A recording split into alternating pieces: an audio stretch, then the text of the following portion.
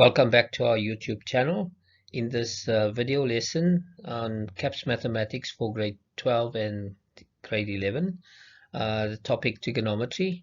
I'm going to look in this video on the solution of trigonometric equations. Hope you will enjoy this video on trigonometry and specifically on trigonometric equations, where we will look at general and specific solutions. If you have not subscribed to our channel, please don't forget to subscribe. In this video, we're going to first of all start off by doing an overview of basic trigonometric concepts that you require for solving trigonometric equations. Then we're going to show you some general procedures that you need to follow to solve trigonometric equations. Then we're going to just also identify the types of trigonometric equations as prescribed for CAPS Mathematics. And then we're going to do examples with detailed solutions of each of these types there. And as usual with all the videos, there'll be an exercise worksheet at the end for you to practice. In this unit, we're going to do an overview of basic trigonometric concepts that are required for solving trigonometric equations. Let's start off with the rotation of 360 degrees. There we've got 0, 90, 180, 270, and then 360. That's one full rotation. Now, between 0 and 90, we refer to that as the first quadrant, 90 to 180 the second, 180 to 270 the third, 270 to 360 is the fourth quadrant, right? And it's important the convention that we follow here, we work in an anti-clockwise direction. So first, second, third, and fourth. Positive angles are measured in an anti-clockwise direction. Now, if we take an angle, let's say an arbitrary angle theta, and it's an acute angle, so it will lie between 0 and 90, so that's in the first. If I take 90 minus, it's less than 90, so it's still in the first. 90 plus more than 90, it's in the second. 180 minus is in the second. 180 plus is more than 180, so it's in the third. 360 minus is less than 360, so it's in the fourth quadrant. Now, if theta is a positive angle, then negative theta would be in the fourth quadrant, right? 90 minus theta, I find the negative of that, and that will be theta minus 90, which will be in the fourth. 360 minus theta, and I find the negative of it will be theta minus 360. 180 minus theta, and I find the negative over that will be theta minus 180, and that is now in the third quadrant, right? So we've got this 0, 90, 180, 270, that's how we measure positive angles. If we measure in a clockwise direction, there's 0, this is negative 90, negative 180, negative 270, and negative 360, right? As you can see, 180 and negative 180 is exactly the same position there. So you go negative 180 and positive 180.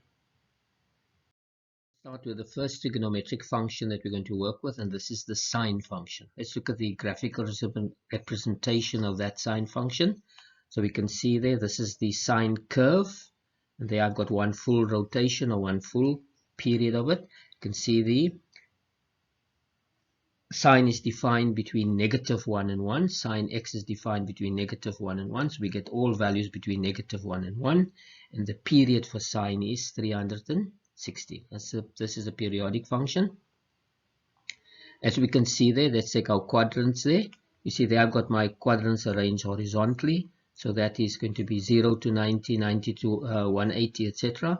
There I've got 0 and 90 and 180 and 270 and 360. Right here I've got them horizontally. There I've got them cyclic. So let's see 0 to 90. Sine is, as you can see, sine is positive in that. Right. So sine is positive. From 90 to 180, sine is all still positive. Right. But from 180 to 70, sine is negative. And from 270 to 360, you can see the sine values there are negative, right? So I know that sine is positive in the first two and negative in the third and fourth quadrant. So this is important that we need to know. I'm going to use this quite a lot, and you can see how it relates to the graph. In the same way, let's look at the cosine function. So that's the graph of the cosine function. You can see again cosine is also defined between -1 and 1. All values lie between -1 and 1. And then we have the period also for cosine 360, right? There we've got the first quadrant, the second quadrant, the third quadrant, and the fourth quadrant. Let's arrange them cyclic there. There we've got first, second, third, and fourth. So we now look in the first quadrant. Cosine is positive in the first quadrant. But in the second quadrant, if you look there, cosine is a negative. And then in the third quadrant, cosine is also negative. And then in the fourth quadrant, cosine is positive, right? So we can see cosine is positive in the first and the fourth and negative in the second and the third. It's important that we need to know that. So you can either look at the graph or you can use this diagram that you can use here. Positive, positive, negative, negative. This is what we're going to need a lot in our solution, actually always in our solutions of trigonometric equations. Now let's look at our third function here, the tangent function, right? So if we look at the tangent, that's the graph. As we know, tangent has a different period. Tangent is defined not between -1 and 1, between negative infinity and infinity. Then the period for tangent is 180, so we don't draw it from 0 to 360. That gives us one period there. Also, if I look at the first quadrant, we notice that tangent is, the values for tangent are positive in the first quadrant, so tangent is positive. Then in the second quadrant, tangent is negative, right? And because we have the period, we'll have this pattern: positive, negative, positive, negative, you know, so it just repeats itself: positive, negative, positive, negative. So in other words there, so I can even put in the others, positive and negative. You see, it's the same pattern: positive, negative. So this is the diagram we're going to use for tangent. Tangent is positive in the first and the third, and negative in the second and the fourth, right? As you can see, that's confirmed by means of the graphical representation. You also need to be familiar with the special angles from 0 to 90. That's 0 degrees, 30 degrees, 45, 60 degrees, and 90 degrees. There are triangles associated with each one. Let's look at the 0 degrees. Although that angle 0 degrees does not exist, so but that vertical distance is 0, and then you have the hypotenuse 1, and you have the adjacent side 1. Okay, then you can find any of the ratios there. Sine is 0 over 1, cosine is 1 over 1, etc. Same with 30. That's the 30-degree triangle, and there we have 1, 2, and you can easily see it follows nicely: 1, 2, and √3, right? And the 1 is opposite the 30. Sine of 30 is 1 over 2. And then the same with 45, that's an isosceles triangle. And then the 60 degrees is the same triangle as the 30, just because 30, 90, you have 60 there. So opposite the 60, we have the root of 3. Then we have, you can count again, 1, 2, and √3. 90 degree, that angle. So obviously, if that is 90 and that is 90, that angle has to be 0. Therefore, this adjacent side there will be 0, and you can have that, right? So you can actually utilize these triangles, or you can just use your calculator. And you can see all these values here. You can get the exact value for 30, right? For example, if I want cosine of 30, the exact value is √3 over 2. If I want sine of 45, the exact value is 1 over √2. And if I want sine of 60, the exact value is √3 over 2. And if I want sine of 90, it's 1 over 1. That's the exact value. So we can actually use these triangles, and we'll come across these special angles. Then you can either get the value directly from the calculator, or you can utilize these triangles here. The next step, background knowledge, is your reduction identities. If we take the identities there in the second quadrant, the 180 minus x, so there I have sine, cosine, and tangent of 180 minus x. Because sine is positive, so you see it's positive there. Cosine is negative, so that will be negative. Tangent is negative in that quadrant, is negative, right? And when you reduce that, you see, you simplify it, then the sine of 180 minus x is reduced, made simpler, to sine x. Tangent of 180 is reduced to negative. That's why we call it the reduction identities. And if I take the third quadrant, there we get the third quadrant identities. And you will just know that the only one that's positive is tangent, because in the third quadrant tangent is positive and the other side. Again, when you reduce the 180, you don't have the 180 there again. Then if I take the fourth quadrant one, that is the only one that's positive. You can see stands out there is cosine. The other two ratios would be negative there. And even if I take a negative x, that's in the fourth quadrant. So again, cosine is the only one that's positive. In one of my other videos, I show you how you can utilize your calculator to do the simplify the reduction identities there. Then we have in the first quadrant, 90 minus x becomes cosine. Cosine of 90 minus x becomes sine, right? If I take the second quadrant, 90 plus x, sine is positive. You see it's still positive there. And you see what happens when I have a 90, the sine is now reduced, but because of the 90 is a complementary angle, so the sine becomes cosine, right? If I have sine of 90, I just have a prefix in front of the sine, it becomes cosine. Here I've got the prefix cosine, I just remove the prefix and I get sine. There I've got cosine, so sine changes to cos, cosine, cos changes to sine, sine, the one change to the other. And we refer to these as the co-ratios, right? You can just see there's that prefix co there. There's the prefix, there's a co, there's another prefix there. There's the prefix co, and that's that one. You can see there. The only difference that is sine, and this is cosine. This is cosine. There I remove the prefix. So whenever you have 90, the sine changes to cosine, or cosine changes to sine. Okay, this is essential. We're going to need this in our solution of trigonometric equations. We also have another group of identities that are referred to as the basic one. Tangent can be transformed to sine divided by cosine, and we have a Pythagorean identity, sine squared plus cosine squared is equal to 1. So these are two identities there. Tangent is a combination of sine divided by cosine, and here we've got the Pythagorean identity, sine squared plus cosine squared equal to 1. We can actually make either the sine squared or the cosine squared the subject of the formula. Then sine squared becomes 1 minus cosine squared, and cosine squared becomes 1 minus sine squared. These identities are not provided in examination, so you have to know them. Tangent is sine of a cosine, and if you know this one, you can also have that. But I've just listed all four of them, although these 2 years actually derivations or of this sine squared plus cosine squared equal to 1. This is just making sine squared the subject. You transpose the cosine, it becomes negative cosine squared. If you make cosine squared, you transpose the sine squared, it becomes 1 minus sine squared. Then we have another group of identities which is known as the compound angle identities. This is the sign of the sum of two angles, and that is the sign of the difference between two angles, and that's the expansion for that. You can see if I have positive there, that's positive. If I have negative, that's negative. These formulas are normally provided on an info sheet. So I have sine is sine cosine, and then you can see that sine of x, and there I've got cosine of x. That's cosine of y, and that's sine of y. Cosine is slightly different. Here the expansion is cosine cosine. So cosine, but here if there's a positive, that's a negative. The other way around, if there's a negative, there's a positive. Those formula are provided. Then we also have the double angle. That is actually the x plus x, where the y and the x are equal. Sine of 2x, and then we have there's the identity for sine 2x. Then for cosine, we've got this one here. Just note here, it's not the Pythagorean one. It's cosine squared minus sine squared.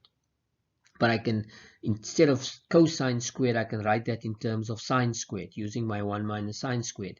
Or instead of sine squared, I can write it as 1 minus cosine squared, which gives us two other options, which is 2 cosine squared x minus 1, or that one is only in terms of sine, so it's 1 minus. There you have it in terms of both the sine and the cosine. Here it's only in terms of cosine or only in terms of sine. In this section here, we're going to just do the general procedures that we need to follow to solve trigonometric equations based on your previous knowledge. Whenever you see this icon here with a problem, maybe you can pause the video, try the problem on your own, get your solution, and then once you're done, you can maybe press play again, and then you can follow the solution provided. Before we actually start doing solutions for trigonometric equation, let's first of all try to understand what is meant by a solution to a trigonometric equation. A solution to a trigonometric equation is the value or values of the unknown angle that satisfy the equation, right? So if you have an equation, so it's the values of the unknown angle. In this case, we've got an unknown angle that satisfy the equation. Let's look at some known equations. There's a linear equation, and we know what the value would be. There's only one x value there, right? If you look at this one, what we know about the x values. In other words here, in this case, all real numbers would satisfy this equation. So it's not just one solution, it's an infinite number of. And this one here, this one again, if you do that, the 2x and the 2x cancel each other out. -1 cannot be equal to 1. So this particular linear equation has no solution. So we can see linear equation, you can have no solution, you can have one solution, or you can have an infinite number of solutions. Also, let's look at the quadratic. This particular quadratic has two real solutions. This one has one solution. It's actually two equal solutions. There's only one solution there. And this one here has no real solution. So also in the quadratic, we can have a maximum of 2, we can have 1, or we can have no solution. Now if we take a trigonometric function, I'm just taking trig of x, that could be sine of x or cosine of x or tangent of x, equal to a constant number. For example, sine A equal to A. So in this case here, we will look at this case, what would be the solutions for trigonometric equations. So it's the value of x that will, so sine of which angle will give you that real number, right? Now, what is meant by solution of a trigonometric equation? As we said before, it's the values of x, or values of the angle that will satisfy the equation. We can also look at it as being, whenever you solve a trigonometric equation, it's actually you're finding the points of intersection of two functions. Okay, so let's look at two functions there. There we've got one, it's a sine function, and the other one is a cosine. So you see in this case here, in the interval from 0 to 360, there's only one solution. So in this trigonometric equation, we only have one solution. Let's look at another case here. There again, we have a sine and a cosine function. And in this case, we've got two solutions in the interval from -360 to 360, right? So now we're just extending it. We've got a bigger interval. You can get two solutions there. We can take another one. Yeah, I've got a much bigger interval from -720 to 720. It's the same two functions and the same two functions because I now have a different domain. I now have 6 solutions that would satisfy this particular equation there, right?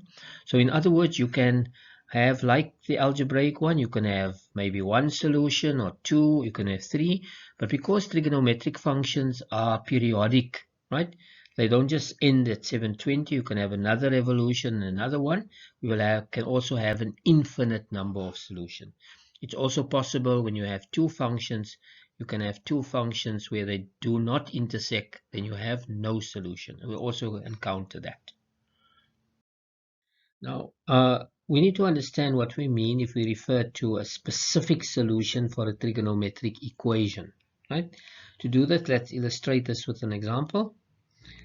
I have the equation cosine x equal to 0,5, and here I've given you an interval. So this cosine x equal to 5 is defined between 0 degrees and 360. The cosine function is represented here in green. The constant function 0,5 is represented in yellow. And when you solve the equation, you want to find the points of intersection. And you see there's the point of intersection there, and there's another one. So there are two places they intersect. They intersect at 60 and intersect at 300. So the specific solution is x equal to 60, and the other solution is x equal to 300, right? So that is what we mean by a specific solution there.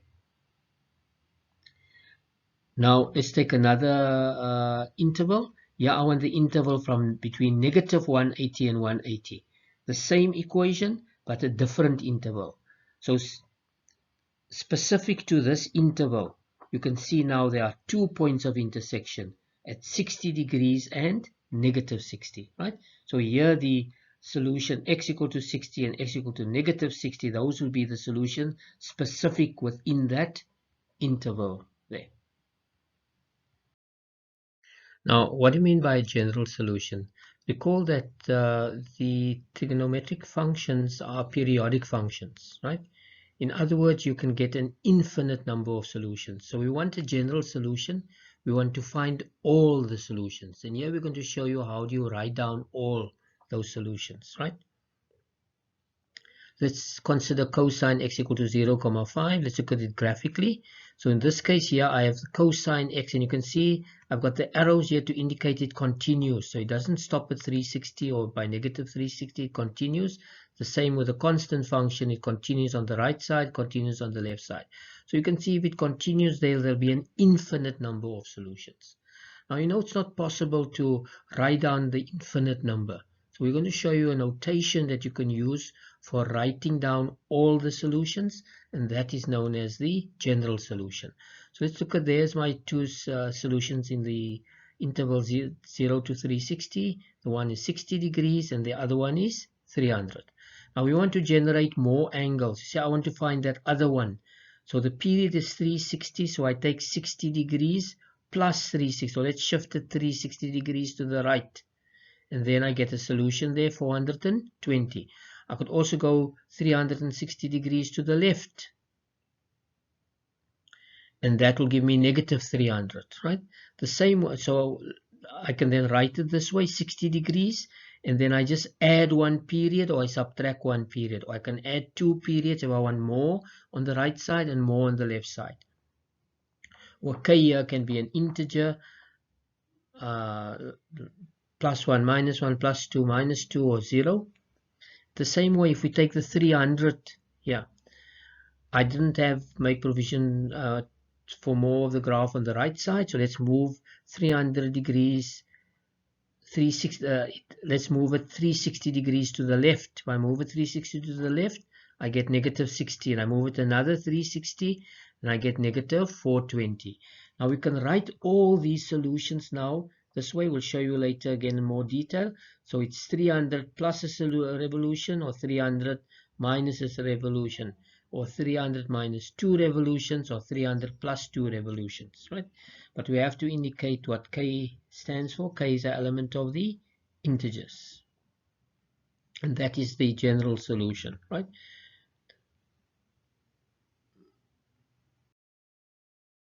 Let's look at it this way, cosine of x, and I want it satisfied by 60, plus I want to write down, see there it's at 60, then the next one is 42, and the next one is 780, and the next one can continue. Now, you can see this forms a pattern. That's correct, it forms a linear pattern. So we can see every time I add 360 and another 360 there. So how can we write down the general term for a linear pattern? The constant value there is 60, and the difference is 360, so it's 60 plus, in this case let's use a letter k, so it's k times the 360. In this case the 360 is my period, right? The same way, but we have to indicate what k represents. K represents the integers. I can also generate some negative angles by subtracting the period or subtracting another period, right? And I can continue doing that way. So you can either write your answer like this, or you can write it in this notation here, right? But this is the, when you say general solution, this is actually what we want. There's an infinite set, but then you'll have to do some calculations there. But it's best to write it here in the general term for that. Let's take the other angle. It was 300. The next one there was 660, and the next one is 1020, and I can continue to the right side. Again, you can see this is a linear sequence with a difference of 360. So in other words, if I write down the general term, x is equal to 300 plus, and now we're using a variable n, k instead of n. So that is k times 360.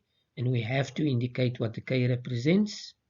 The same way we can get some negative angles. So that's 300 minus 360. And 300 minus 2 times 360, and I can continue that way, right? So there we have the generated a equation that represents the general solution. This will be all the solutions. See, there we have, by indicating that you're also giving all, but you can also write this way, writing it a formula for it. And that is how we find all the solutions, by writing a general term there. Let's just summarize this. So that's 60 plus k, there's the general term. Or we can have 300 plus k times 360. Noting that the 360 is your period there. And there this is the general solution, right? So this represents all the values that will satisfy that equation. Or this can tell you where all the x-intercepts would be. And that is now a general solution. Now something else that we're going to need is this concept of a reference angle. Let's say we want to solve this particular equation and in the interval 0 to 360. So we want a specific solution because we give you a specific domain there. And here let's just put down, instead of a constant value, this constant is a positive constant value. So sine x equal to a positive constant value. Now you want to find the angle. And to find the angle, we have to find the inverse of sine, right? So the inverse of sine, then you enter the b, and then you can get the output value from the calculator there, right? This we don't read this as sine to the minus 1. It's not sine to the minus 1. It's the inverse of sine, or you can also say arc sine. So what's important here is that the reference angle that you get, the output after you get that, must be a positive acute angle. If you don't get a positive acute angle here, then you've made a mistake. And it's important that when you use this inverse function, the input value must always be a positive value. That b value must always be a positive value there. Okay, that must always be positive. Now, what do we know from sine? Because I have a positive value for b, sine is positive in the first and in the second quadrant. So first quadrant, so I've got two possible answers, first quadrant or second quadrant. First quadrant, x is equal to, and whatever your reference angle is, that's your first quadrant, because your reference angle is a positive angle and a positive acute angle is in the first quadrant. Or for the second quadrant, it's 180 minus, and then I just put my reference angle in there, and that's how we can find that's a general procedure there. So what's important, this input value here must be positive because a reference angle is a positive acute angle. Now let's try this example. I'll give you a chance to try it on your own. Come, let's look at the solution now. Cosine of x is equal to negative 0,5. So the reference angle, remember we have the inverse of cos of 0,5, not of the negative. And this gives me a value, so that or the input value there must always be positive. Otherwise we won't get a positive, and so the reference angle here is 60 degrees. Then next, where's cosine negative? Cosine is negative in the second and in the third. So I need the second quadrant. So I've got two options, or the third quadrant. Lay it out nice and systematically in your page. On the left side, second. On the right side, third. So how do I get a second? It's 180 minus. 180 minus what? 180 minus your reference angle. And you can do the little bit of arithmetic.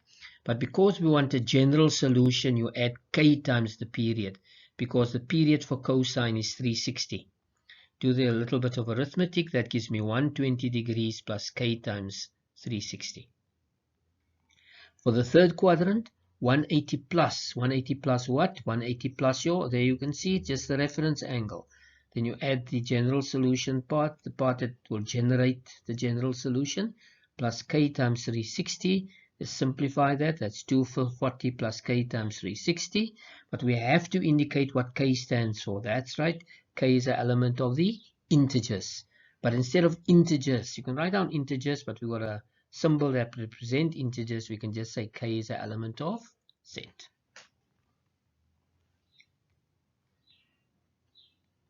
Let's look at that. There we've got the solution. I've taken the clutter away. So I had cosine of a negative constant value. You find your reference angle, which is an angle less than 90.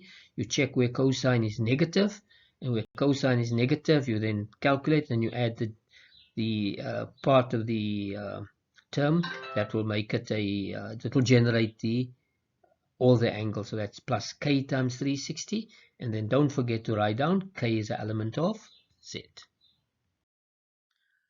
Recall we said that to find a solution to a trigonometric equation, we actually need to find the points of intersection. There we've got from our previous work, this is the general solution. That just to illustrate that to you graphically, can you see there? There's the 120 and the 240. You see there's the 120 and there's the 240. Those are just two specific solutions. But for the general one, I added k times. So I can go more on the right side with this 120, and I can go more on the right side with that 2. I can also go on the negative side. So if I take 120 subtract 360, or I can take 240 subtract 360, right? So the 120 subtract 360 will give me negative 240, and the 240 subtract 360 will give me the negative 120, and I can generate more, right? So the general solution can help you generate a number of solutions. And actually, it's impossible to list them all because k is an element of z, and that's an infinite. So this represents the infinite number of solutions, or all the solutions for that equation. Now let's look at the general procedure here. Let's say we want to solve this equation sine x equal to sine b, right? Sine of x equal to sine of some angle there. And we're giving you we want a specific solution in this case. So sine x is equal to sine b. What do we notice here? That's correct. The ratios are the same, right? Now if the ratios are the same, then the corresponding angles will be equal to each other. Sine of x equal to sine of 30, then x can be 30. Cosine of x equal to cosine of 60, then x is equal to 60, right? So if the same ratios are there, I can just ignore the ratios. Now I can just use the angles now. But we always have to determine where the sign in this case is positive. There's no sign written down, but it implies positive. So I could get two options. Sign is positive in the first quadrant. It's always positive in two cases there, or in the second quadrant. How do I get the first quadrant? First quadrant, just x is equal to b. That's your first answer. X is equal to that angle b there. So x is equal to b, or to get my second quadrant, it's 180 minus that b. So that is how I can get if I have equating same ratios, either sine and sine, or cosine and cosine, or tangent and tangent, right? Now let's look at an example here. And we want to show you, we want to find a general solution in this case, right? Not a specific cosine, but what do we notice? The ratios are still the same, right? It's still cosine and cosine. So I will ignore the ratios, but I must now be careful with that negative sign. The negative tells me cosine is, that's correct, negative in the second and in the third. So I need to find second quadrant or third quadrant. How do I get second quadrant? 180 minus, right? And 180 minus what? 180 minus that b. See, this angle on the left is x, and the angle on the right side there is b. So it's 180 minus b. But because I want a general, I add this term here that will generate the angles there, k times 360. And then I take the other one, 180 plus, and I need to add my b. You see that x is on the left side and the b is on the right side there. And then I just add the term that will generate all the solutions, plus k times 360. But I must not forget to write down or add k as an element of z, because you have to state what the k stands for. You can use any letter, it doesn't have to be a k only. Let's look at another one here. Yeah, I've got sine x times cosine x equal to 0. I've got a product, okay, and this product is equal to 0, and we refer to this as a zero product, like we have in algebra, x plus 1 times x plus 2. One factor times another factor. So you've got a product of two factors. So the one factor, which is sine x, can be 0, or the other factor, cosine x, can be 0. See, there's the one factor, sine, and there's the other factor, cosine x. Now, when you have your trigonometrical function equal to 0, do not use your calculator. Just get the answer from the graph, right? From your standard sine graph, you can see where's sine 0. It's 0 at 0, 180, and 360. There I've just highlighted them, 0, 180, and 360. So my answer would be x, the element of 0, 180, or 360. Or I can even say x equal to 0, x equal to 180, or x equal to 360. Or I can just say x is an element of, there's the solution set. The same way with the cosine. Where's cosine 0? Let's see there. That's right at 90 degrees and 270. So there's my solution set. Now if I want to combine this, it's these x values or these x values. So I'll notice here, I can just put them all together, and that is my solution set for sine x times cosine x. Let's take the clutter away. So if I have the product of two factors equal to 0, product of two factors equal to 0, get the one factor 0, the other factor 0. Because it's 0, we use the graph, and from the graph we can get our 0 points, and we just combine the two answers there. Let's look at another example here. Tan x times cosine x plus 1. You could also pause and try it on your own, and then you can start play again. Let's look at this particular one. Again, it's a 0 product. I've got a factor times another factor, and that product is equal to 0. So we refer to this as a 0 product. The one factor can be 0, or the other factor can be 0. Let's take one at a time. And I can change that cosine x plus 1 equal to 0 to cosine x equal to negative 1. And now because of 0, we can use the tangent graph. And where's tangent 0? Tangent is 0 at 0 and 180. But what do I want a general solution. What do I know about the tangent? The period is 180. Right? So I can, you see there's x is the element, x is from 0 to 180. Using the cosine graph, I get where's cosine equal to negative 1, or you can even use your calculator. It's negative 1 at 180. But because I want a general solution, I have to write this now in general solution. That's not just a specific solution, right? So 0, 0 plus k times 180. I don't have to write down 180 because if I make k a 1, then I will get that 180. So I only have to write down 0 plus k times 180, right? And you can see this even applies to, and in this case here, this should have been 180 plus 360k, right? So, but if I want a 180, I can use exactly the same. So I don't have to write separate one. It's exactly the same as this one. So that will be k element of it. It's the same way here. That 180 is the same as that 180. The same reasoning why we're not using the 180, because 180 is already accounted for in this term where we have the variable k in there. Let's take everything away. So there I've got a 0 product. Tangent of x is equal to 0, or cosine x equal to cosine x plus 1 is 0, but that becomes cosine x equal to negative 1. We can use our graphs, and then we can just write it in the general solution. Not these are the specific ones. Those are just the points, the 0 points I've just indicated there.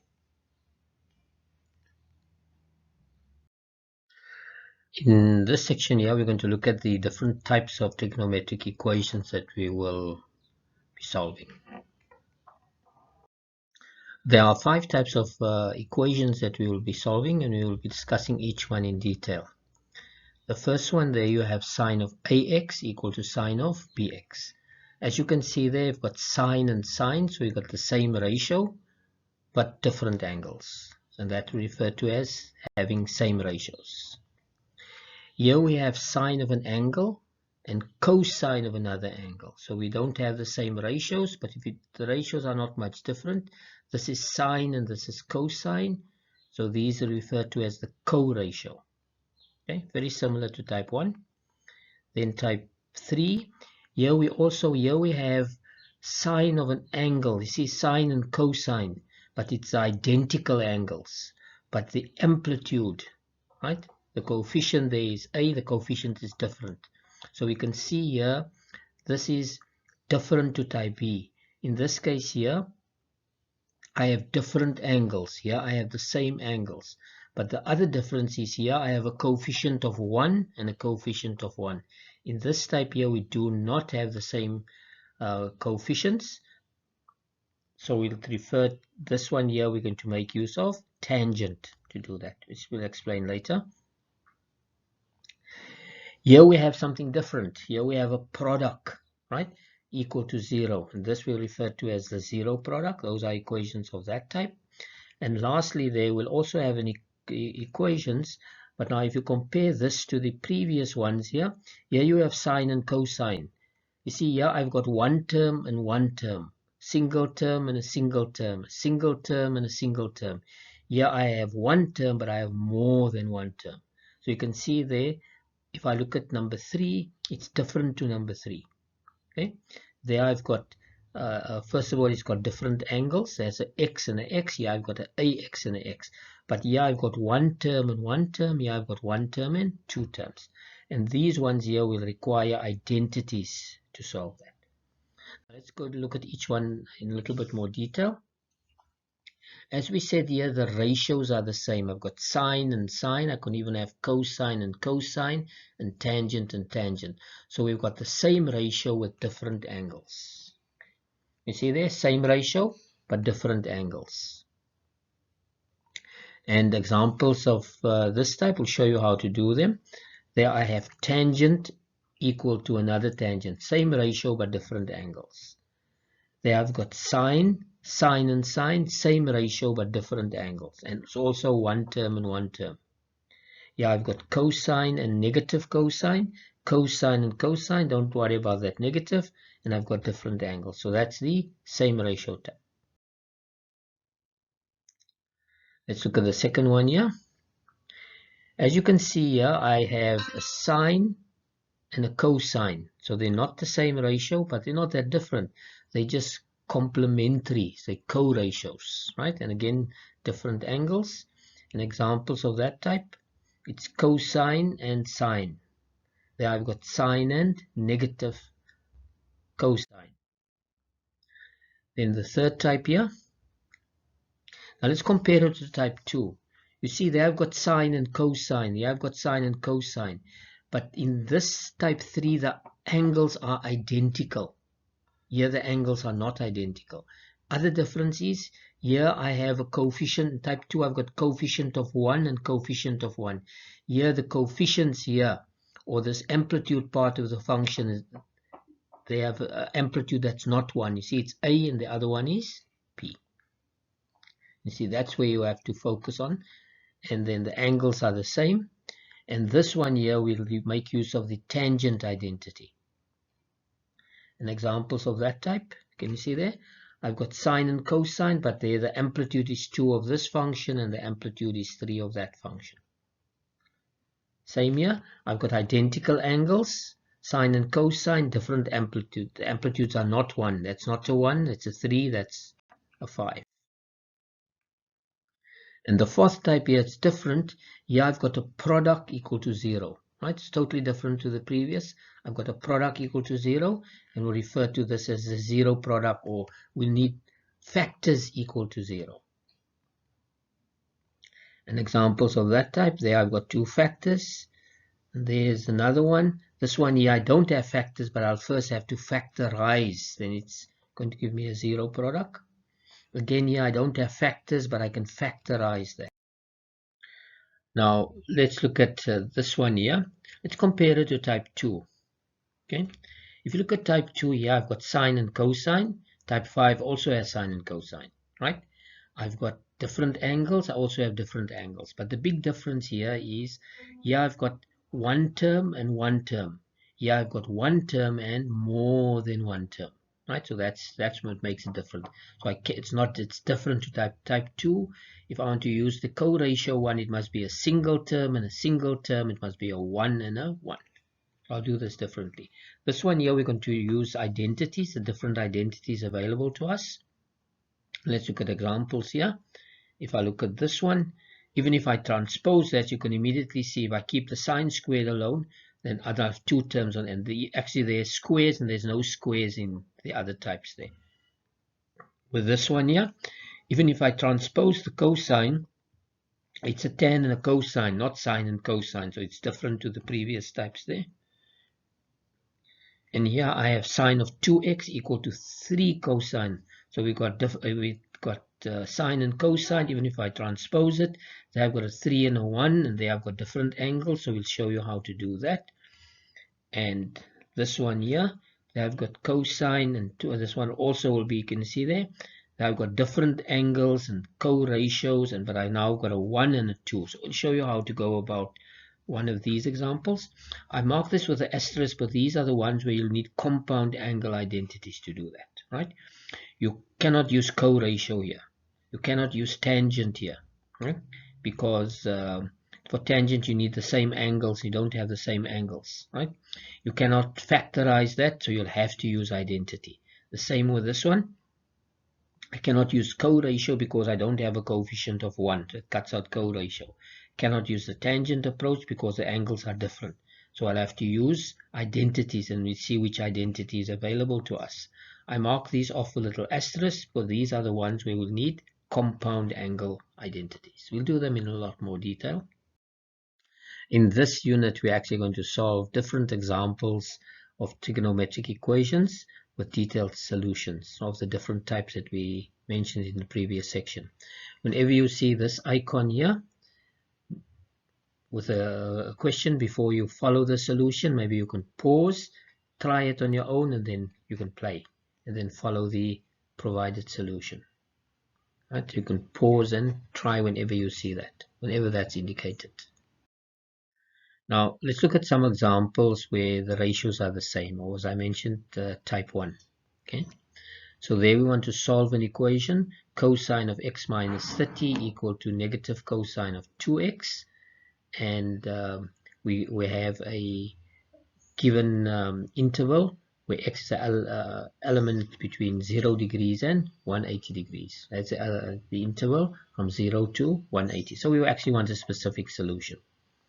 Let's start with the question there. Let's see what we've got here. We've got cosine and cosine. Therefore, this immediately is one where we have the same ratio, right? Now, if the ratios are the same, we can just ignore the ratio. The ratios are the same, then the angles, you see there's an angle on the left side, an angle on the right side. So we'll just use those two angles. But in this case, we've got a negative as well, right? So that negative, what does that negative tell you? It tells you where cosine, you have to see where cosine is negative. Cosine is negative in the second and in the third. So we'll get two options. One angle can be in the second, and the other angle could be in the third quadrant, right? So if I get there's my second quadrant, it will be 180 minus, and how do we get a third quadrant? That's correct, 180 plus. So what do we do now? See, I've got an angle on the left side and an angle on the right side. So the left goes on the left and the right goes on the right. So let's see what exactly there. So that angle on the left goes on the left, and that 2x is on the right, goes on the right. So I just have to do a little bit of algebra here. Transpose the 2x, that gives me 3x, and that gives me 210, and then x is equal to 70. 210 divided by 3 is 70. So there's the one solution. The other one, again there, I take the angle on the left, which is x minus 30, and the 2x, which is on the right. I do some algebra there, transpose, that gives me negative x, transpose the 30 gives me 210. So now I have x equal to negative 210 degrees. But we see negative 210 there is not within that required interval. But negative 2n, we measured the angle in the negative direction. So if I want to get the positive equivalent for that, that will be 100 and that's correct, 150 degrees. So there's my two solutions, 70 and 150. You can verify by putting 70 in there. Cosine of 70 minus 30, which is cosine of 40. And then I have 2 times 70, which is 140. cosine of 140 is negative, and that negative will become, you can just check it on the calculator as well. So those are the two specific solutions, 70 and 150. Now let's look at the graphical illustration of the solution. As you can see, the specific solution was 70 and 150. So there we have the cosine x minus 30 in green, and you have the negative cosine of 2x in yellow. And you see there are 2 points of intersection, right? One at 70 and the other one at 150, right? So within that given interval 0 to 180, there are two specific solutions. Now let's do another one, but maybe you can try this one on your own first. Pause and then try it. So let's look at the solution here. Tangent x plus 10 equal to negative tangent of 40. As you can see there, we have the same ratio tangent, right? Where's tangent negative? Tangent is negative in the second and fourth quadrant. So we can get two possible angles here, one in the second quadrant or one in the fourth quadrant. How do I get a second quadrant? 180 minus, and a fourth quadrant 360 minus. So I take the x plus 10 on my left, and I take the 40 on the right side. I want a general solution, so I need the term that generates the general solution. And what's the period for tangent? 180, so I can say k times 180. Also note, you don't have to use a k, you can use any other letter, right? Doesn't matter, I've just used the k. Now, because the period is 180, I do not need that fourth quadrant, right? In other words, we can only focus on the first two quadrants for tangent. I simplify that. 180 minus 40 is 140. Transpose the 10. That gives me x equal to 30. Plus my generating term, k times 180. And I must not forget, k is an element of z, right? Let's take the clutter away. And there we have our equation. We have got the same ratio. So now I look at where's tangent negative. I get the one option for tangent. You only have to look at the first two quadrants. You don't have to worry with the third and the fourth, because for the general solution it will just generate all the other angles as well. And then we have here that I take the angle on the left side, take the angle on the right side, do a little bit of simplification, not forgetting that we have to enter what the k stands for. K is an element of the integers. Now let's look at the second type. There I want a specific solution. There is sine 2x equal to cosine x, right? You can pause and try it if you think you can manage to do it. Now, what do we notice? The ratios are not the same, but they are just co-ratios of each other. You see there's sine and cosine, but I can use the identity, right? That's co-ratios. So I can just change the cosine to sine by using 90. Sine of 90 minus x is the same as cosine of x, right? So I just use that identity.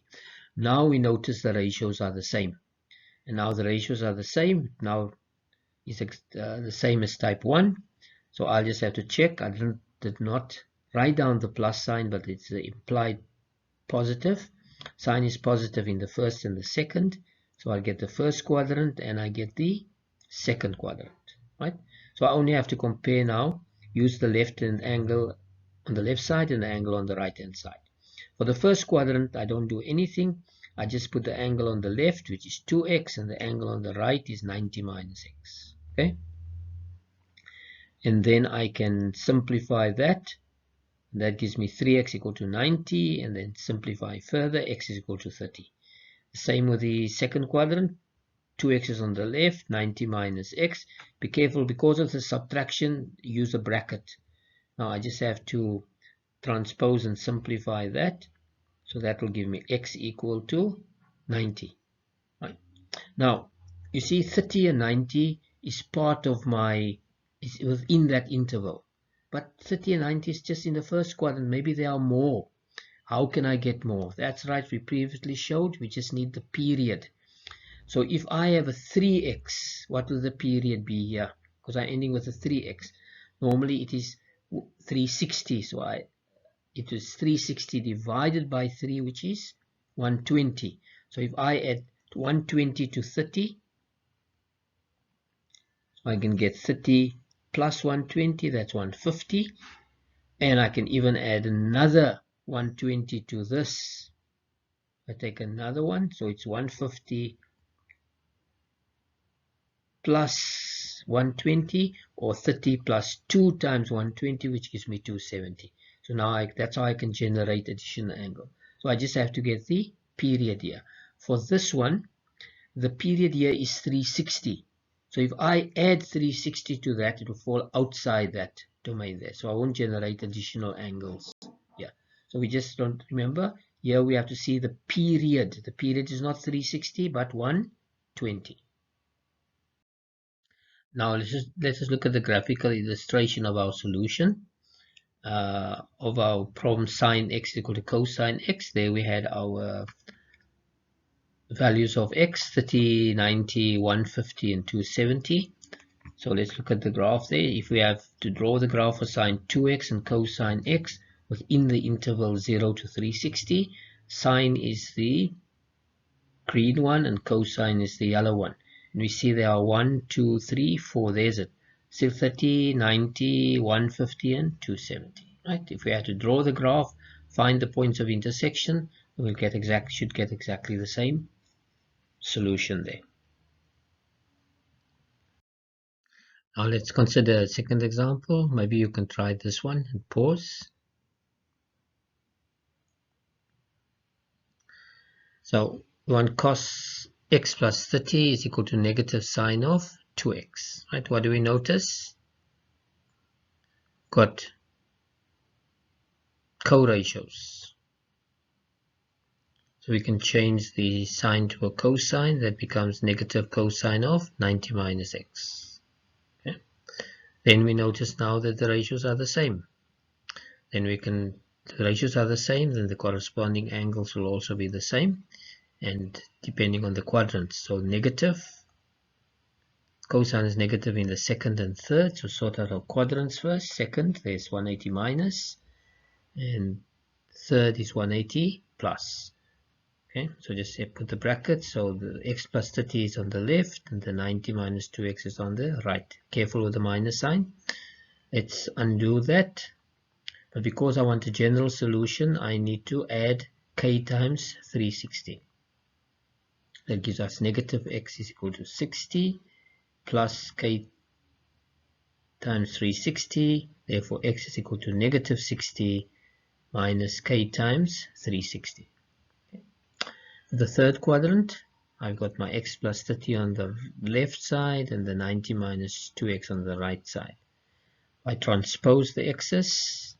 I get 3x equal to 240 plus k times 360. Now let's divide everything by 3. So x is equal to 80 plus, that's correct, 120.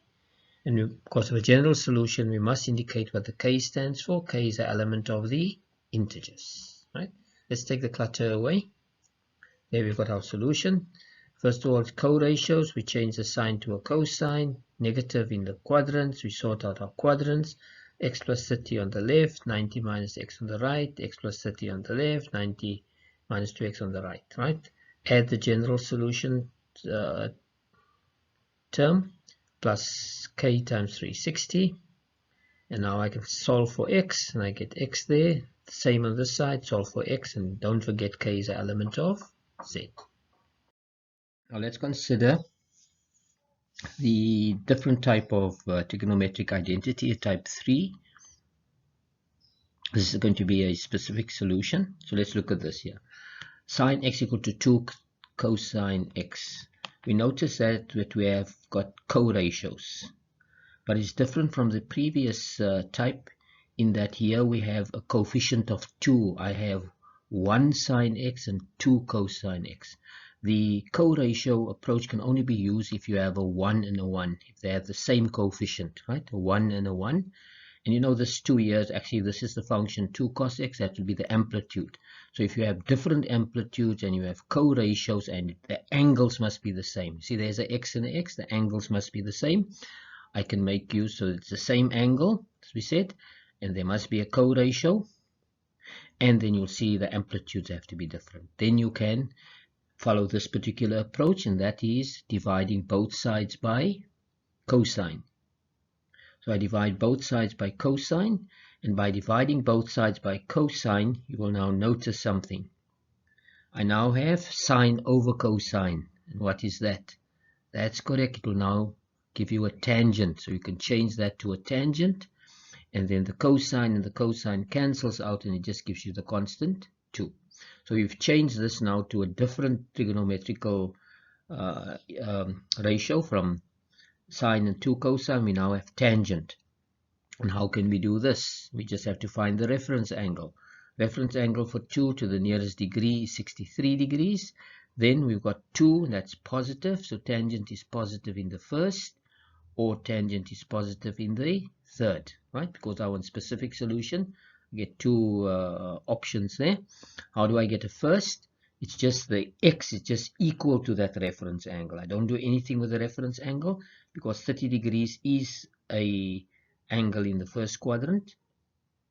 And how do I get a third quadrant? It's 180 plus my reference angle, and that gives me 243. So there I have the solution. Let's just take the clutter away there. So I can see there's my equation. I have co-ratios, but I've got different amplitudes for each function. I divide both sides by cosine, and that will now be able to transform the sine of a cosine to a tangent. Then I can get my reference angle, get my two options for tangent, and then there I have my solution there. So within the specific solution, I have 63 degrees and 243 degrees there. So here I'm making use of a tangent identity. And what do we have to look out for? The angles must be the same. It needs to be co-ratios. And here we need to make sure that we have different amplitudes. There's an amplitude of 1 and there's an amplitude of 2. Now let's just look at the graphical illustration of the solution.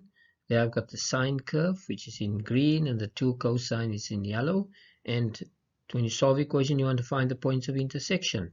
And there you can see the point of intersection is 63, corresponds there, and the other one 243, and it's within the interval from 0 to 360. You can see there's the one point of intersection corresponding to 63.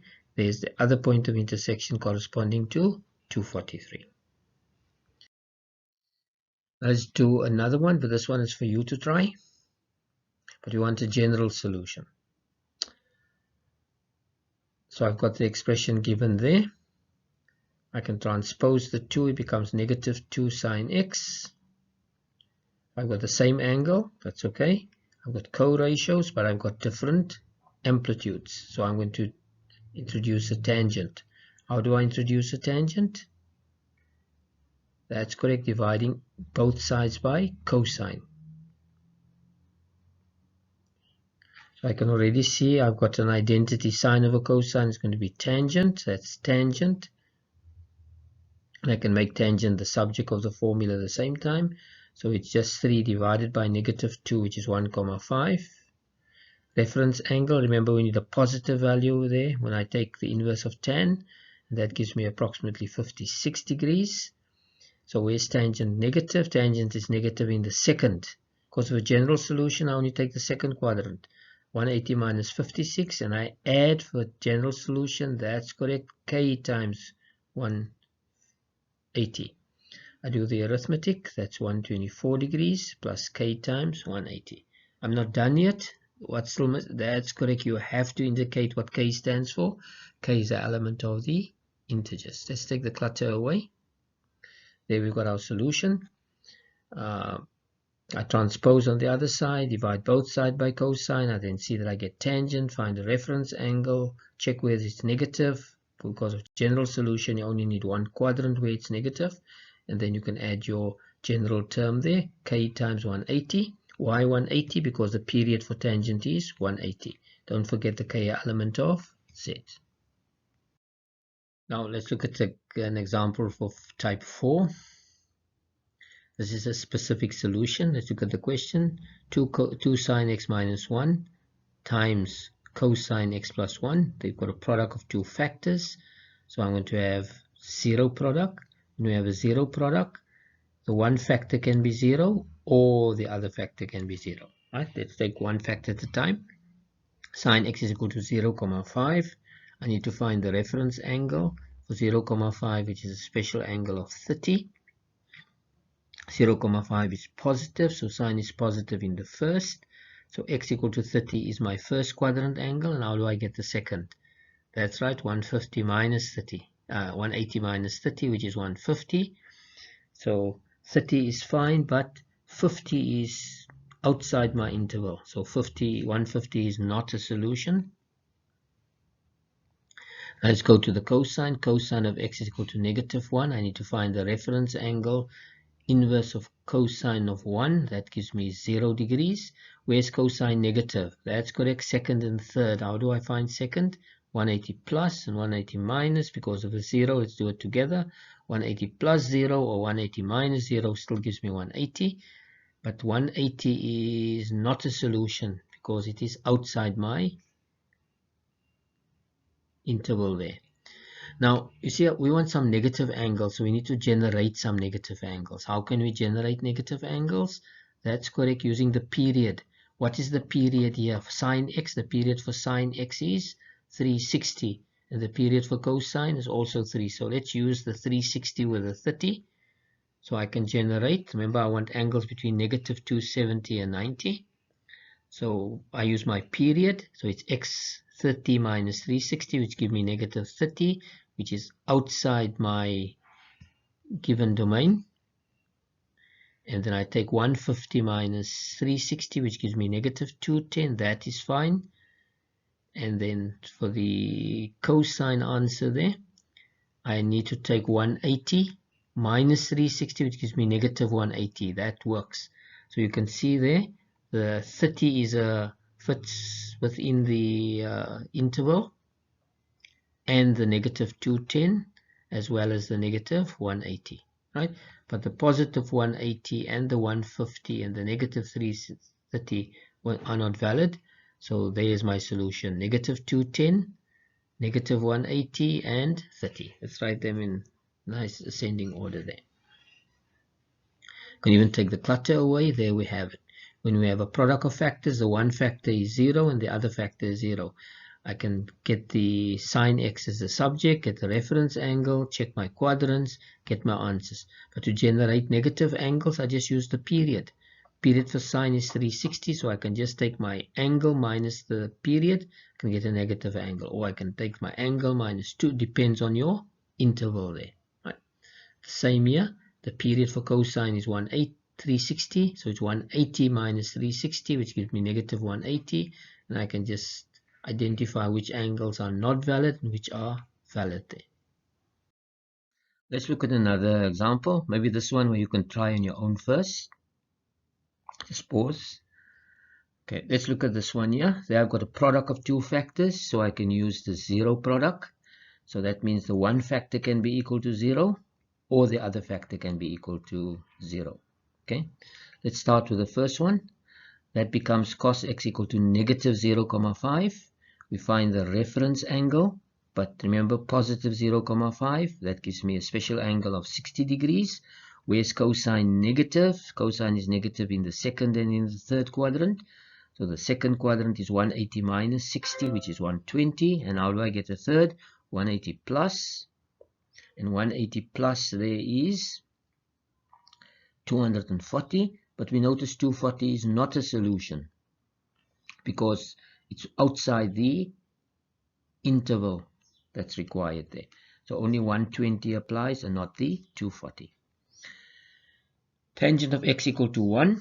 The reference angle there would be 45 degrees, another special angle. Where's tangent positive? Tangent is positive in the first and in the third. First, that means x is just equal to the reference angle, and I can get the third, and that will be 180 plus 45, but that will be outside, so I'm not going to use that there.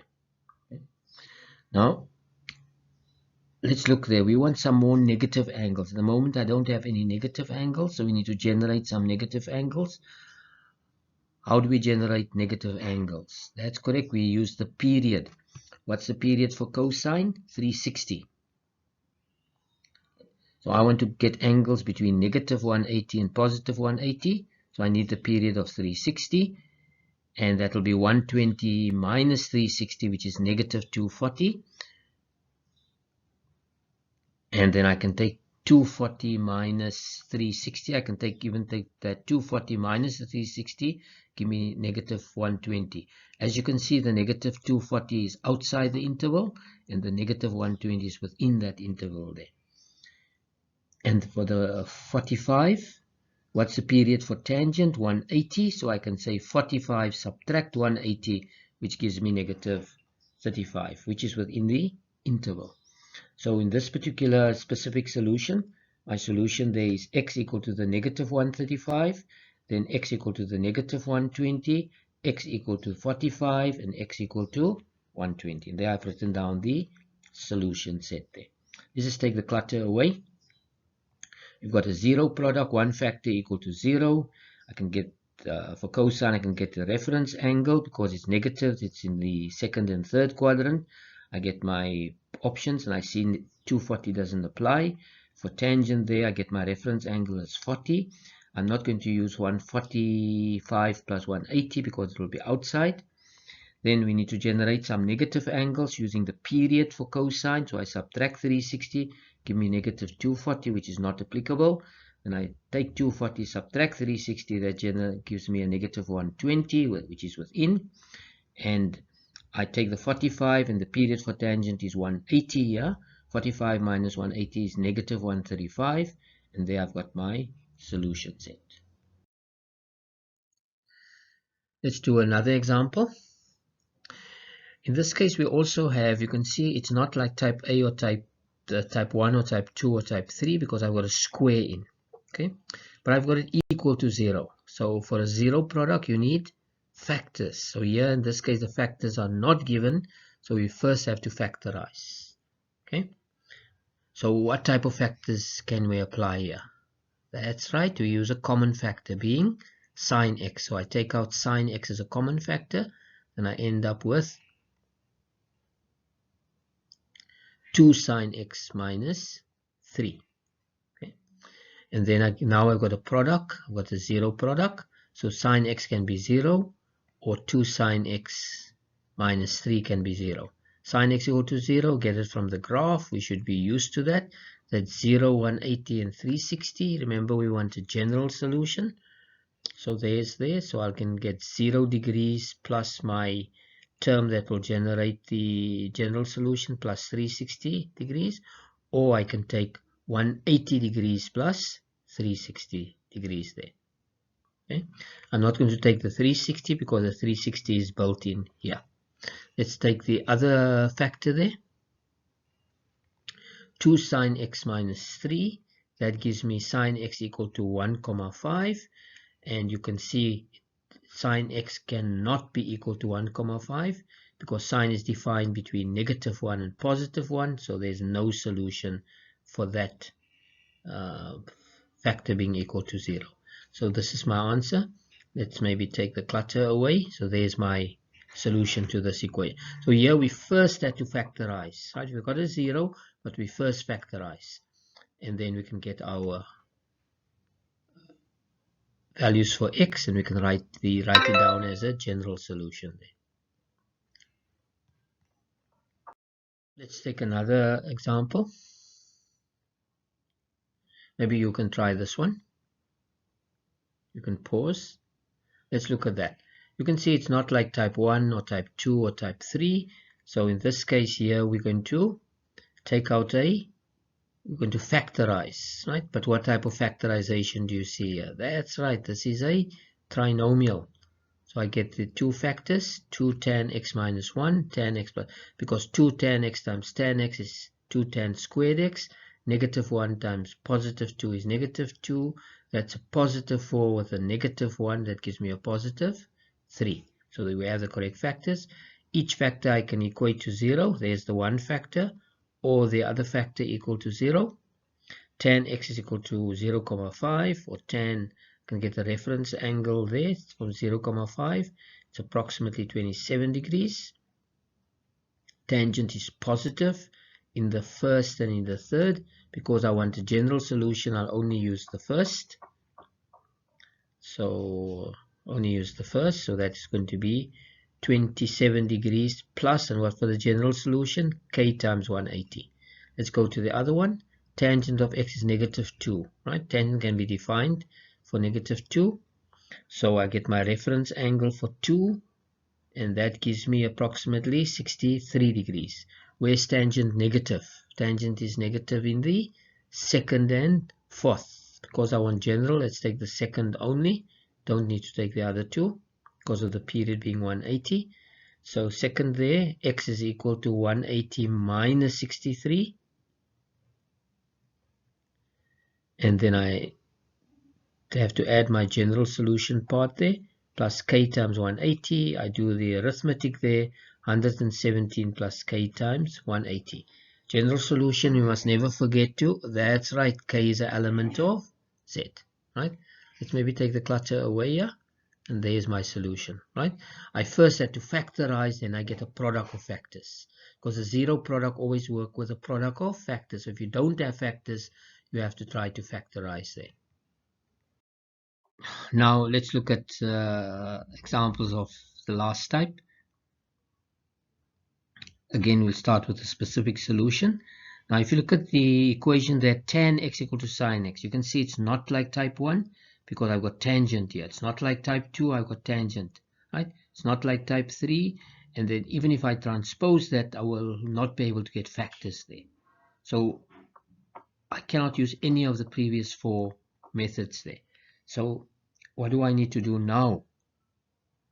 Then I have to apply an identity, and we know our identity for, that's correct, for tangent being sine x over cos x.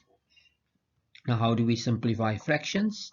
That's correct, we find the common denominator, and what's the common denominator? Cosine x. So you multiply both sides by cosine x, and then we end up with sine x equal to sine x times cosine x. Okay. Now let's just transpose the sine x cosine x, so get it equal to 0, but we don't have factors yet, so I have to factorize here. What type of factorization? Common factor. Sine x is 1 minus cosine x, and then now I've got my product of 2 factors. The one factor can be equal to 0, or the other factor can be equal to 0. So I can just, that becomes cosine x equal to 1. Sine x equal to 0, we should get used to it now. There's the graph, it's at 0, 180 and 360, and all 3 values would satisfy there, 0, 180 and 360. So those are the 3 values there. Cosine x is equal to 1. You can see cosine is 1 at 2 places there, at 0 degrees and 360. So I have 0 and 360. Combining them, 0 is already repeated, 360 is already there, so I don't have to repeat elements there. So it is 0, 180 and 360. Let's just take the clutter away, and there we have the solution. So let's go over this. It's not a zero product yet, so I cannot factorize this, so I'll have to use an identity. So your last option is we have to apply an identity. If none of the others, you use an identity. Identity for tangent, you simplify that, then you'll have to factorize so that you can get a zero product, and then you proceed from there. Now let's look at another example. Maybe you can try this one on your own. So there's the equation 2 sine squared x equal to cos x minus 1. You can see that none of the previous 4 methods would be applicable here. So I'll have to use an identity, and the identity for which part? That's right, for the sine squared, 1 minus cosine squared x. And if I simplify that by removing the brackets, I transpose everything to the left so I can get it equal to 0. So the objective is to get a zero product, but I first need to get factors, and the factors are 2 cos x plus 3 cos x minus 1. Let's just verify that. You can see that's a plus 3 and that's a negative 2, so it will give me a plus 1. So the middle term sorted out. So cos x can be equal to negative 1,5. That is transposing the 3 and dividing by 2. And then the other one is cosine x is equal to 1. But we know cosine x cannot be equal to negative 1,5. because cosine is defined between -1 and +1. There's no solution for that resulting from that factor. And this one here, cos x equal to 1. Cos x equal to 1, you can even see it from the graph at 0 and 360. I want a general solution. The period is 360, so I don't need to use the 360.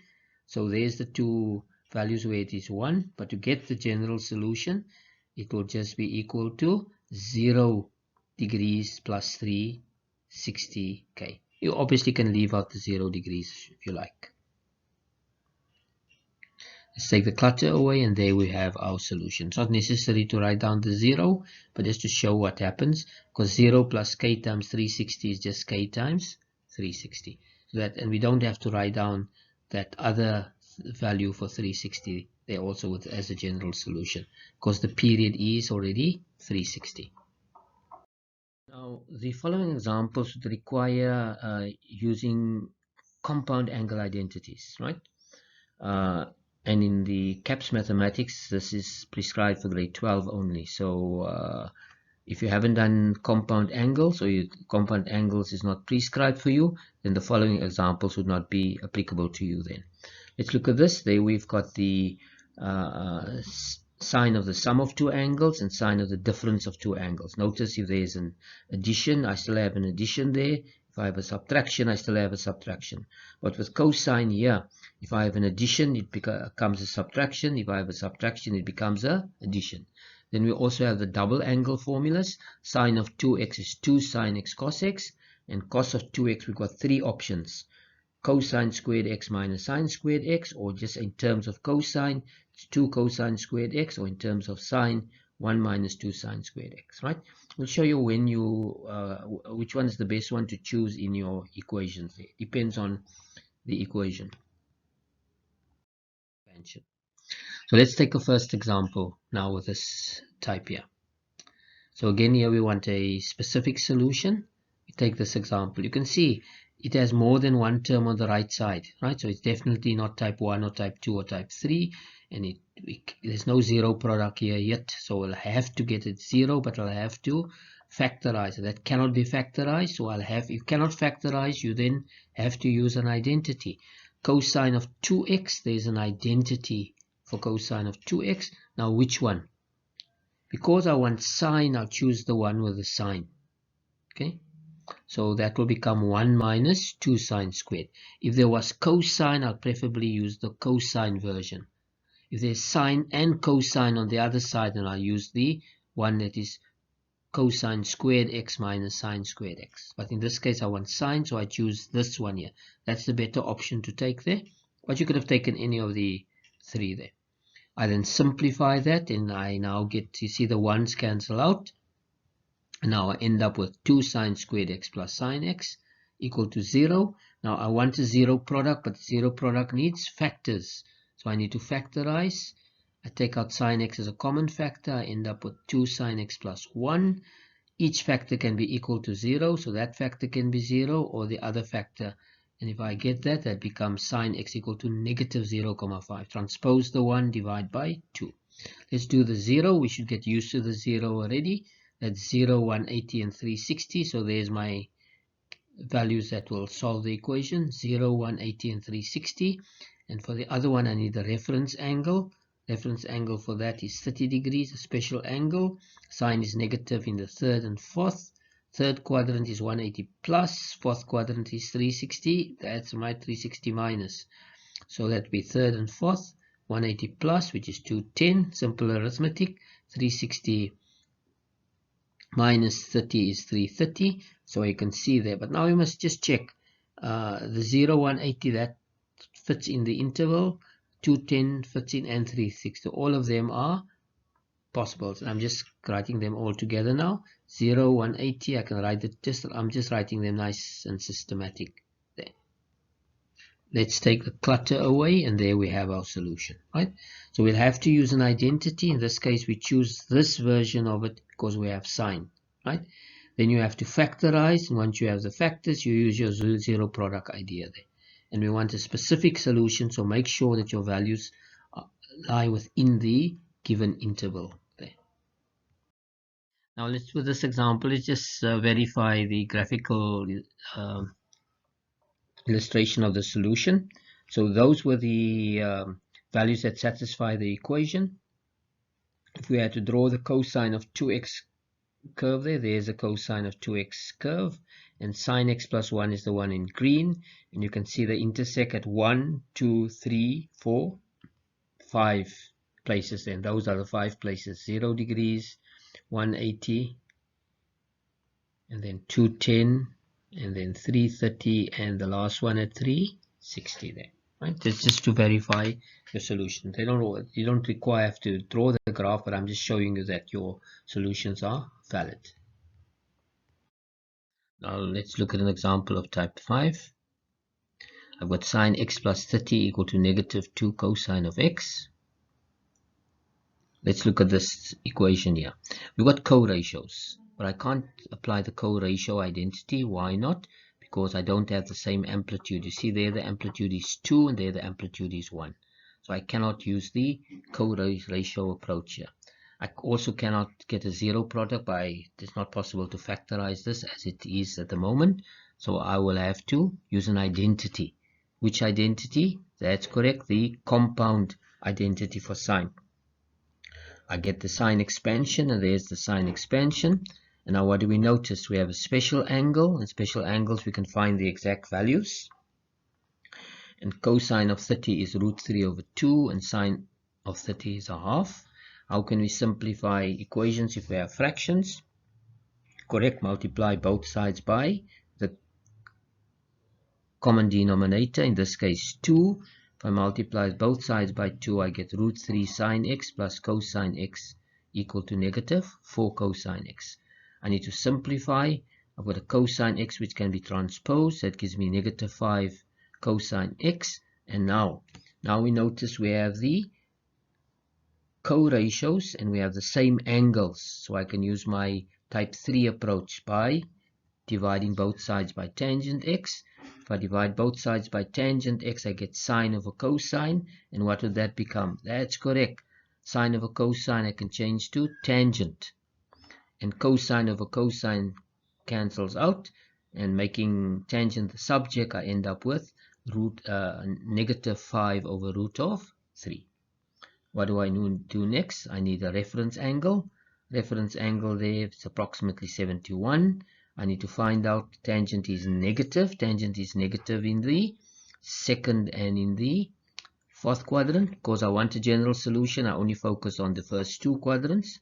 So I only take the second, which is 180 minus 71, which is 109. I add my generating term, which is k times 180. And I have to state there that k is an element of the integers. Let's take the clutter away. So I cannot use co-ratios because of the amplitudes being different.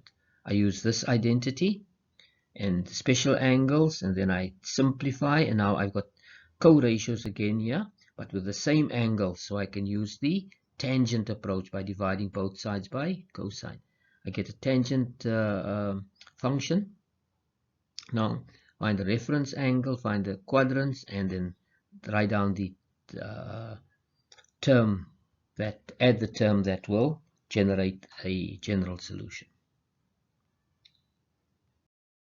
Let's consider the graphical illustration of the solution of the question we've just done now. So we see there's the general solution, and remember this changed to sine x plus 30 equal to negative 2 cos x,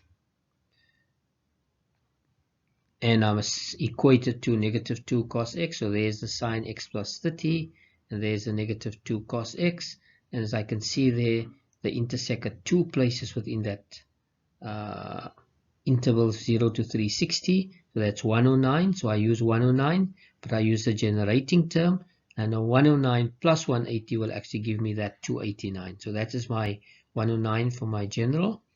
But to generate more, and you see this is just the I've just drawn the graph from 0 to 360, but it should actually be for all values of x. But the 100 and the k times 180 will help me generate more positive angles or more negative angles. And remember, this is a general solution, so all solutions are represented by this general term there. Let's look at another example. Maybe you can try this one. Just pause. Let's look at the equation there. Let's look at that there. First of all, it's not like type 1, right? Because here we've got a product, right? Also, I don't have a product equal to 0, so I cannot use the 0 product, right? So I'll have to use an identity. Do you see one of the identities that you are familiar with? That's correct. Although I have 4 sine x, 4 I can write as 2 times. So there I've got 2 sine x cosine x, and that is an identity. That's correct. It's the double angle for sine. So that's 2 times sine 2x equal to negative root 3. I can simplify that, and that becomes negative root 3 over 2. I get the reference angle, and the reference angle in this case is exactly it's a special angle. It's exactly 60. And where's sine negative? Sine is negative in the third and the fourth. I want a general solution. So the third quadrant is 180 plus 60, which should be 240. Or I can get a fourth quadrant, which will be 360 minus 60. So let's get the second quadrant, the third quadrant. 2x is 180 plus 60, which is 240. And I add the generating term, k times 360. I simplify, dividing everything by 2. That's 120 plus k times 180. For the fourth quadrant, 2x is equal to 360 minus 60, which is 300. I add the generating term, k times 360, divide everything by 2. X is equal to 150 plus 180 degrees. I have to state that k is an element of the integers. Let's take the clutter away. So you can see there, the only thing that will help me here is to use an identity, but you have to recognize sine times cosine is just a 2. If that was a 6, it will be 3 times 2. If that was a 8, it will be 4 times 2. Then you can replace that with the double angle identity, simplify, and the rest then should be quite simple there. Let's look at another example of type 5. Here we want a general solution. As you can see here, that none of the previous 4 types is applicable here. Okay, so I'll have to use an identity, and you should recognize here I can apply my compound identity, in this case for cosine. If there's an addition, I'll have to find the difference of the 2 angles. So I'll get the cosine difference of 54 minus x. Now it's easy. I've got same ratio, right? So now I can just use the same ratio idea from here onwards. Where is cosine positive? In the first and the fourth. So the first quadrant there will be in the fourth quadrant. First quadrant is just your left angle on the left side equal to the angle on the right side. That's quite simple. I want a general solution, so I add the generating term of plus k times 360. Simplify that. I end up with negative 3x equal to negative 4 plus k times 360. Divide everything by negative 3. That gives me 18 degrees. Subtract k times 120. For the fourth quadrant, it's the angle on the left side, 54 minus x. 180 minus the 2x. I add the generating term. I simplify the linear equation. I get x equal to 306 degrees plus my generating term, and there I've got the general solution there, right? So that's the one option, or that's the other option, and we know k is an element of the integers. Away. Now here's one example for you to try. Let's take this one here. Again, we can see here I've got sine, cosine, sine, cosine. So this is the difference of sine of the difference of 2 angles. So I use the compound angle identity. X minus 30 equal to negative a half. I've got a constant value there, so I'll get a reference angle there, which is of 0,5, which in this case is 30. But negative, where's sine negative? Sine is negative in the third and fourth. So it's 180 plus 30, which is 210. 360 minus 30, you don't need a calculator for that, is 330. So now I must say in the third quadrant, my angle there would be Remember, it's x minus 30 now, not x. X minus 30 is equal to 210. That is 210. And I want a general solution, so I add k times 360. Let's do the arithmetic. So x is equal to 240 degrees plus k times 360. Fourth quadrant, x minus 30 is 360 minus 30, which is just 330. I add the general solution to that. Transpose the 30, that gives me 360 degrees plus k times 360. You can drop that 360, it won't make any difference there. Okay, so I must not forget to, and I can just replace that with a 0 degrees. And k is an element of z. You could even leave out that 0 degrees there. Let's take the clutter away, and there's my solution, right? So I use my compound identity, sine cosine minus sine cosine. That's the difference of two angles of sine. Find the reference angle, find your quadrants, and just use the term that that will generate the general solution. Let's have a graphical illustration of that last example there. There's our general solution. And remember, we changed this to a sine x minus 30. So all of that was actually the sine x minus 30 graph there, which is in green. And where does it intersect with negative a half? There's negative a half. And you see there's three values. 0 degrees, so that's accounted for there, right? 240 degrees is accounted there. And 0 plus 360 will give me that 360 there, right? It's just an idea of, just a part of the, just to illustrate that. Remember, I want a general solution. This can go more to the negative side or more to the positive side, just to show you that 0 and 240. Now we come to the most important part of the lesson, and that is your exercise worksheet. You'll see the examples I've taken from question papers. I've maybe slightly adapted some of them. This is a question here. You can see there it comes from November 2015, and then grade 11 and 12 learners should be able to do this.